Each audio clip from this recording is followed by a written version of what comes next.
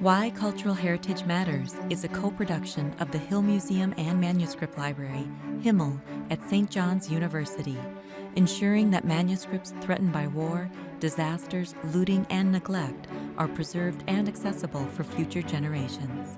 And Twin Cities PBS.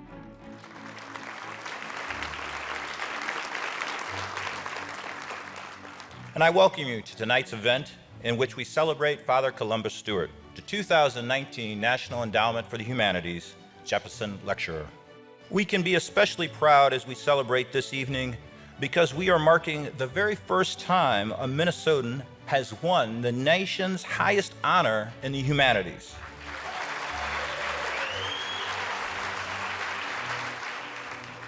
I was one of those who was very fortunate to be in attendance in the nation's capital to hear Father Columba's lecture. Everyone listened carefully and rapt attention as Father Columba discussed his life's work. How very fortunate we are to have someone like Father Columba working to strengthen the bonds between us all. I now have the honor to introduce the Governor of the state of Minnesota, the Honorable Tim Walz.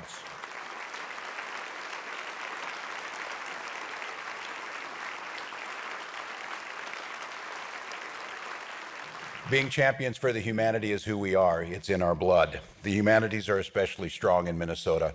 Our arts and humanities are well known. Right upstairs, we have a celebration of a venue for the humanities in First Avenue, and everyone from Prince to Soul Asylum are there. Minnesotans see the value in the humanities. They understand that the humanities remind us of who we are as humans and call us to something greater. Thomas Jefferson knew that an informed, thoughtful citizenry was absolutely critical to an informed democracy. At the 2019 Jefferson Lecture in the Humanities, Father Columba said something that I am convinced should be added to the oath of office for the governor of Minnesota.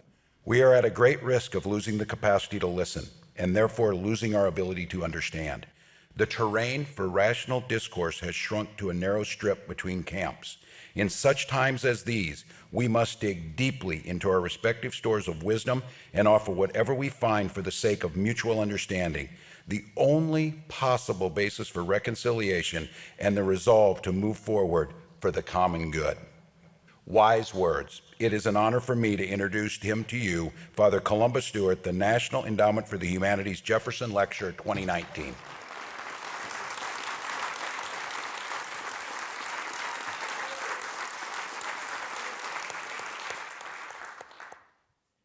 In reading and preparing for today, I kept coming back to the expression that I heard a lot growing up as a child in India because I attended a school run by evangelical Christians, and it was the expression, "It is written."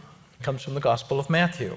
"It is written, man shall not live by bread alone, but by every word that proceeds from the mouth of God." For Father Columba Stewart, "It is written" informs the mission a bit more literally, that is to say electronically. Digitizing and preserving the millions of pages of manuscripts is the foundation for better understanding the various interpretations of that which we are told is the Word of God. It has taken HMML to some of the world's most imperiled places, imperiled in many cases, ironically, by conflict that traces back to age-old differences in those interpretations. Father Columba has earned the trust of many who interpret differently than this Texas-born American Benedictine Catholic monk. In Jerusalem, in Ethiopia, Mosul, Kerala, Timbuktu. It's an extraordinary gift and so apt for his job. I've had the privilege of working with Father Columba in Jerusalem, working journalistically, that is, not scholarly.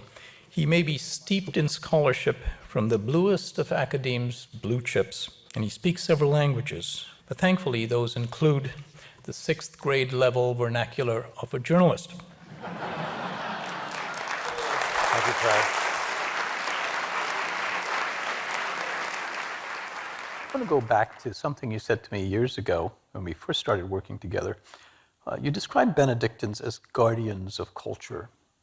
Explain that urge that you say every Benedictine has as it applies to your work today.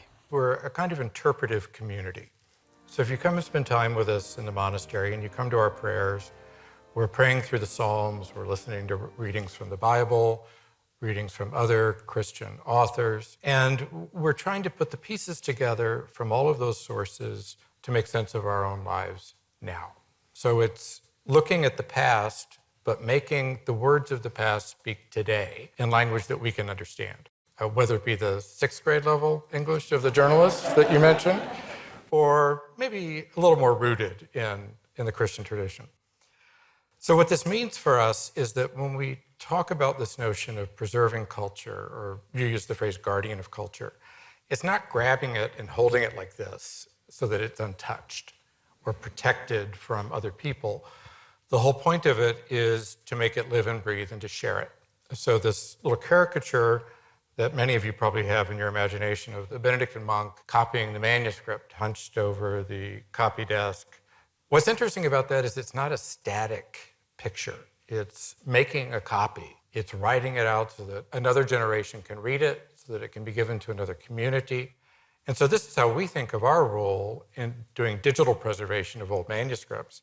It's not to lock them in a kind of data vault somewhere or hide them in the cloud.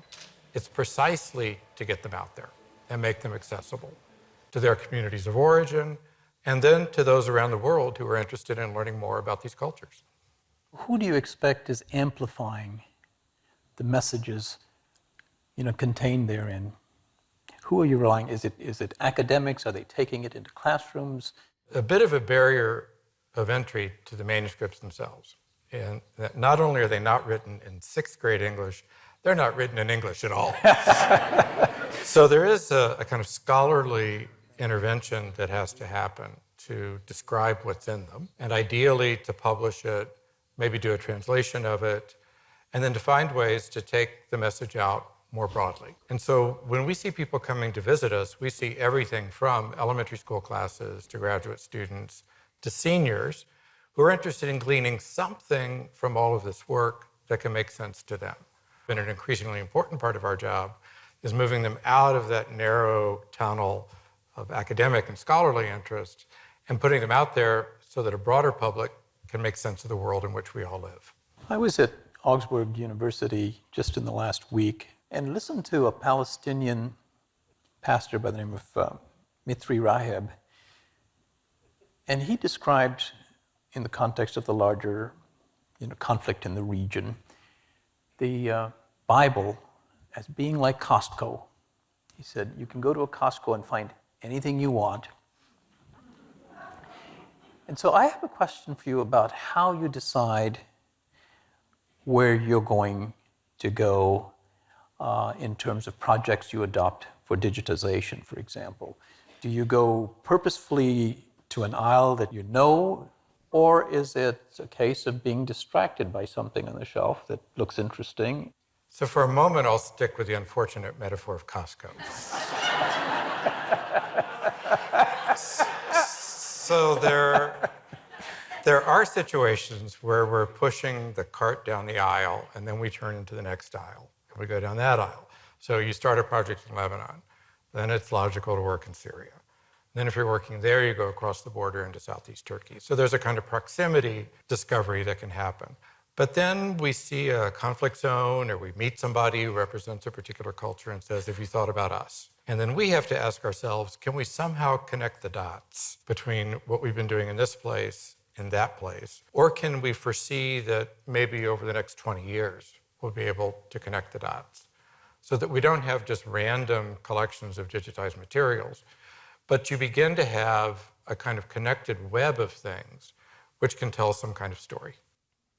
And sometimes it has never occurred to us to work in a particular place, but there's a knock on the door, or there is this sudden appearance of conflict.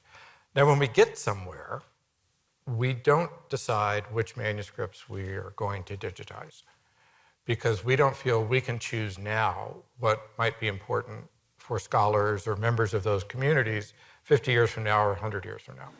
So we digitize every handwritten book in the library. Bien qu'il y ait pas mal de notes là-dedans. Nous l'avons chez nous.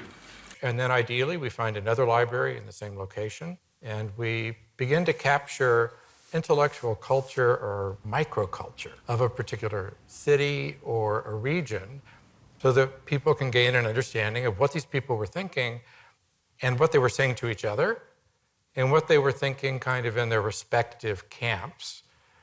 And then that helps us understand more fully the history of a particular place. Is there ever an instance where you decide that the material is just duplicative or just not worthy of preservation, or do you just do the complete sweep when you decide to partner? We did an amazing microfilming project in the 1970s and 80s before my time. And at a certain point, we stopped photographing every book of Psalms because every Ethiopian Christian has a book of Psalms. So it would be as if we said, we're going to digitize every family Bible in the United States. You just sort of run out of resources. But apart from that one example, our approach is really to do as much as we can while we can, because one of the lessons we've learned, and this was learned in Ethiopia for that project, you never know when things may go south. So there's a revolution, there's an invasion, there's a conflict, and then all of a sudden, you can't get at the stuff anymore. And then it might be destroyed. So we seize the opportunity when we have it to do as much as we can. You didn't see the revolution coming, it just happened to at Correct. the time? Okay. Talk a little bit about Ethiopia's place. So imagine the year 1970, and there's this monastery and university in central Minnesota which has been microfilming mostly monastic manuscripts in Europe.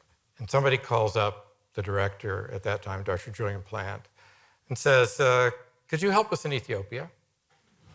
Like, how does that at all connect with Latin manuscripts in Europe?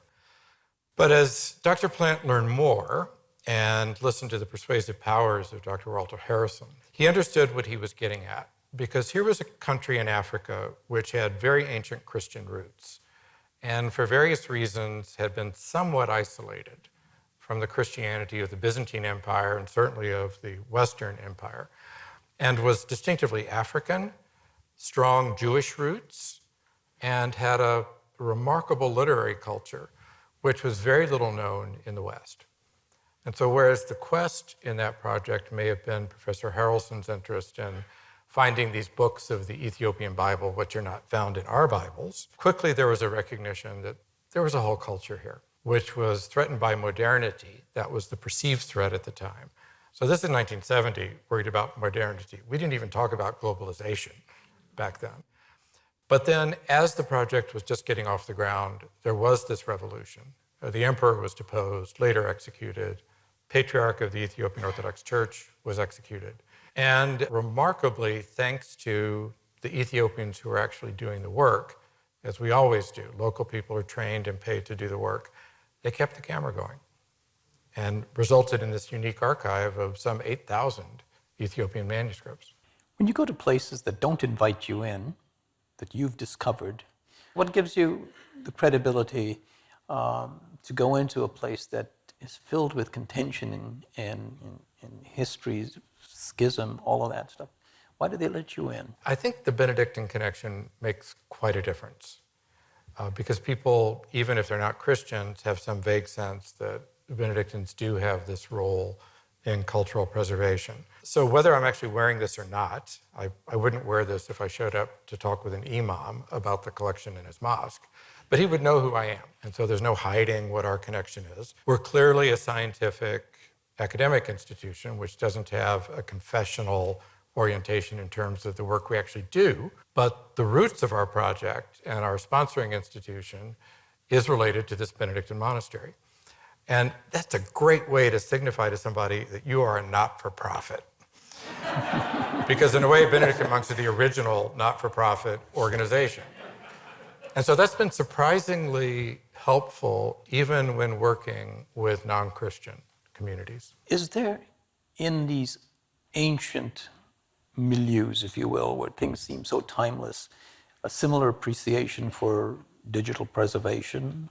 It all depends. It's gotten easier every year. I started working in this position in 2003, and I can remember sitting in Lebanon, and we visited all patriarchs of Antioch. Some of them were of an age that they didn't use computers, and they had no idea what a digital photograph was. That's completely changed, because of course everybody in the world now has a mobile phone.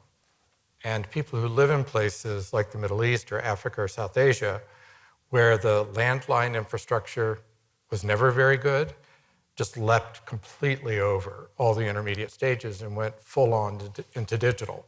So they're taking photographs all the time. They're on Facebook, they're on WhatsApp, they're on all these communications media. So the digital piece has not been difficult to explain now. The challenge is persuading communities which have spent centuries, often at great cost, financial, personal, threats of security to their community, protecting their most precious items, which are their manuscripts. Persuading them that it's okay to let other people read them, that it won't somehow reduce or lessen the purity of their tradition or the significance, but instead it will help a broader world understand why that particular Christian tradition, Muslim tradition, Buddhist tradition, Hindu tradition is significant. Because if they're not part of the digital conversation, they're not part of the conversation.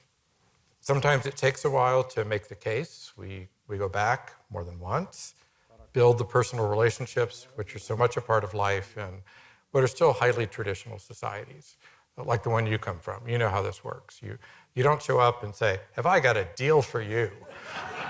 Because that's exactly what they expect an American to say.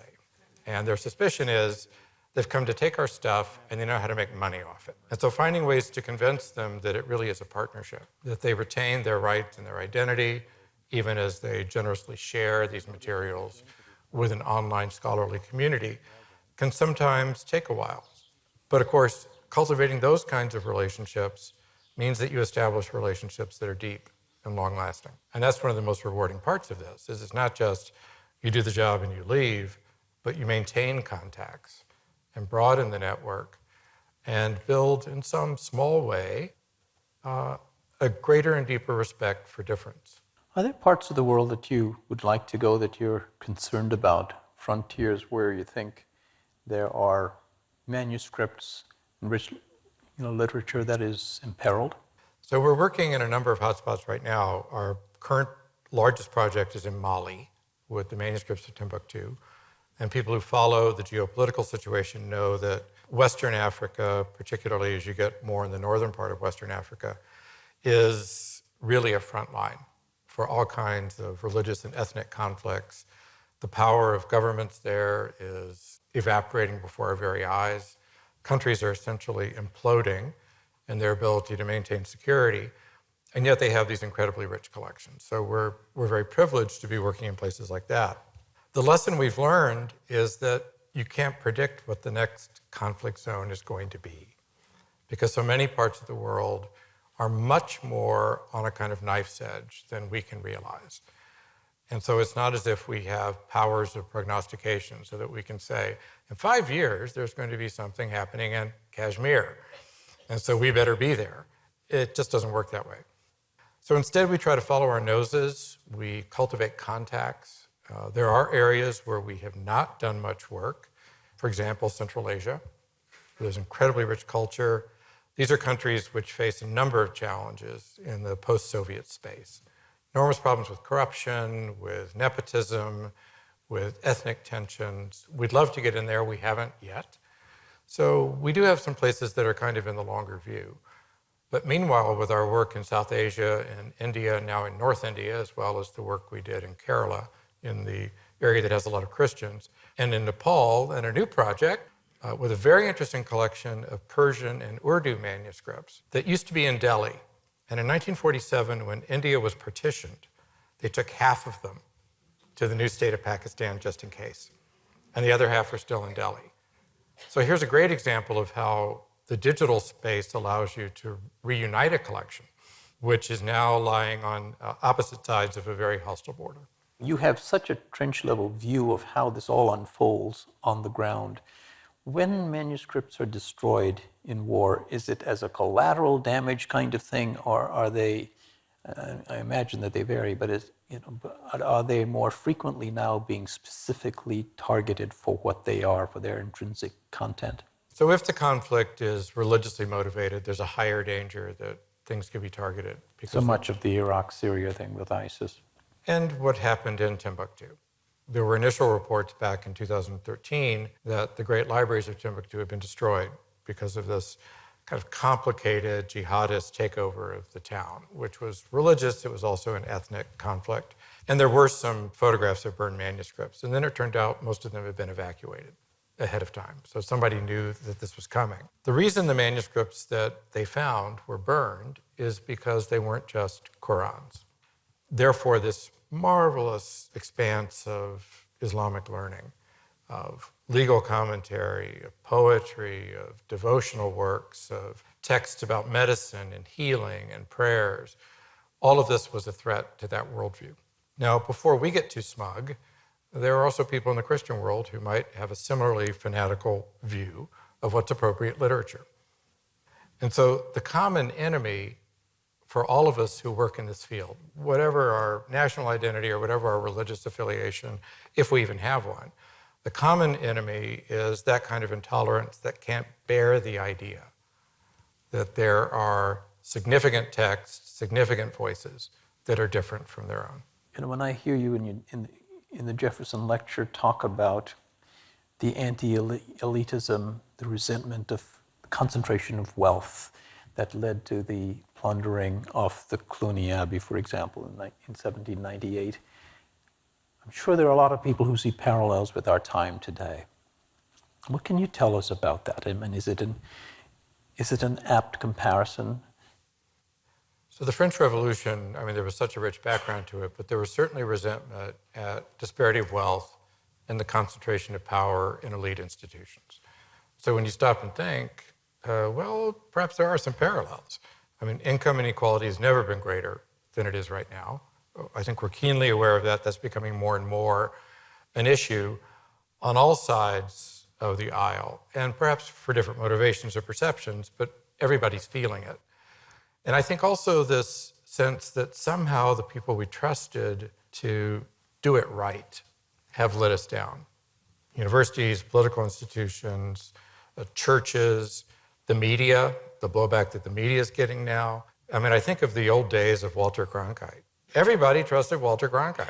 It didn't matter if you were a Democrat or Republican, where you lived, you turned on the news and there was Walter Cronkite and he said it and you believed it. That seems about 1 million years ago.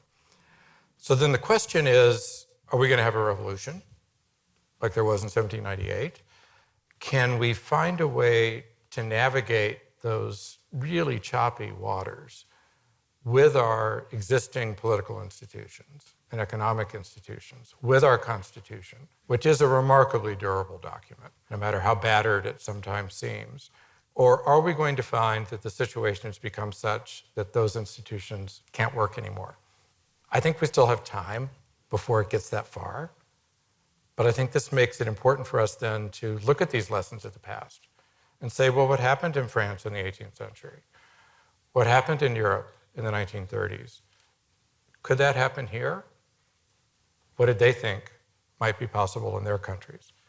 So the only way to sort of step back from that kind of situation is to gain an historical perspective, find ways to listen to the voices of the other, disagree vehemently, but disagree with ground rules for what that debate will be like and then what the process is for making a decision afterwards.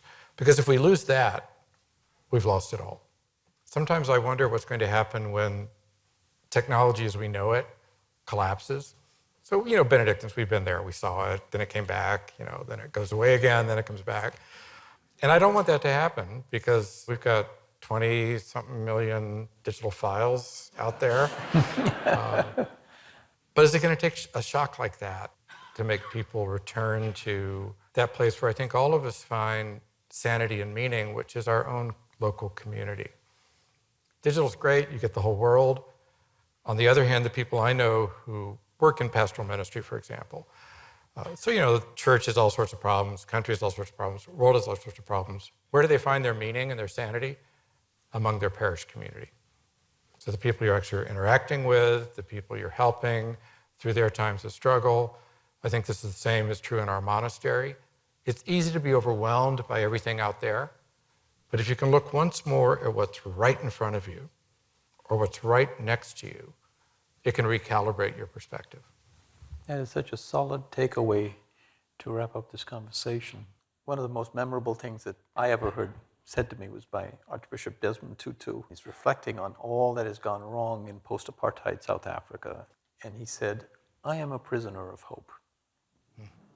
Nice. And we're at a time when many of us certainly don't feel hopeful. If anything, we feel imprisoned by despair. And I think listening to you, with the wisdom of centuries, we're coming around to Archbishop Tutu's posture and outlook. And I'm really honored to have been here tonight. And I think everybody here is just truly proud of you. You are a Minnesota and national treasure. Thank you so much.